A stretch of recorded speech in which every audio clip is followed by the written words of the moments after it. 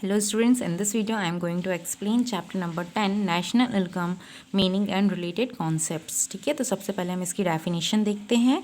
तो national income sum total होती है फैक्टर इनकम की जो कि अर्न की जाती है एक अकाउंटिंग ईयर के अंदर wages, rent, interest and profit के रूप में एक कंट्री के नॉर्मल रेसिडेंट्स के द्वारा। ठीक है, अब हम देखते हैं meaning of national income. So guys, national income के अंदर हम एक कंट्री के अंदर लोगों के द्वारा प्रोड्यूस किए गए गुड्स एंड सर्विसेज की वैल्यू को इंक्लूड करते हैं।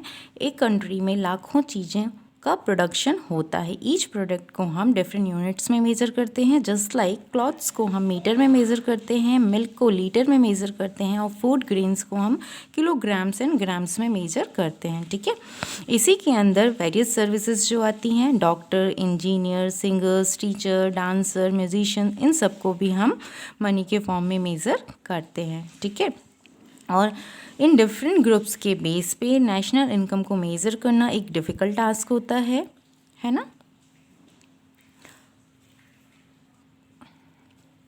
इन सभी गुड्स एंड सर्विसेज को हम मनी के फॉर्म में मेज़र करते हैं।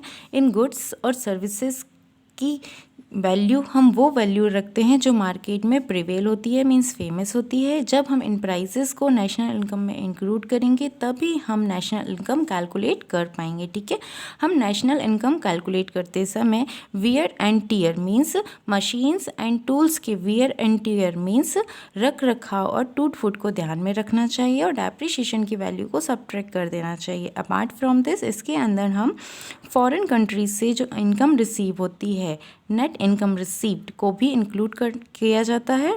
इस प्रकार से नेशनल इनकम के अंदर हम केवल गुड्स एंड सर्विसेज की नेट वैल्यू इनकम को ही इंक्लूड करते हैं। ठीक है, नेशनल इनकम को हम नेशनल डिविडेंड, नेशनल आउटपुट और नेशनल एक्सपेंडिचर के नाम से भी जानते हैं। I hope you like this video, so press like button.